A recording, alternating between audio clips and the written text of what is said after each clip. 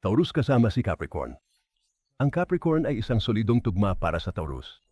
Ang dalawang palatandaang ito ay may mga hilig na halata, relatable at praktikal. Magkakaroon ng maraming sex, ngunit maaaring kulang ang romansa. Mayroon silang magkatulad na ambisyon at tulad ng pera at katatagan. Ang parehong mga palatandaan ay maaaring maging napakatipid. Ang sama-samang pamimili sa mga flea market ay isang magandang ideya dahil pareho kayong masisiyahan sa pagtitipid. Maraming sikreto ang itinatago ng Capricorn na hindi magugustuhan ni Taurus. Ang dedikasyon ng Capricorn ay nagbibigay katiyakan kay Taurus. Ang Taurus ay nabighani ng tuyong katatawanan ni Capricorn. May kulang ba sa love story mo? Nararamdaman mo ba na mahal ka niya, ngunit hindi ka mamahalin tulad ng iba?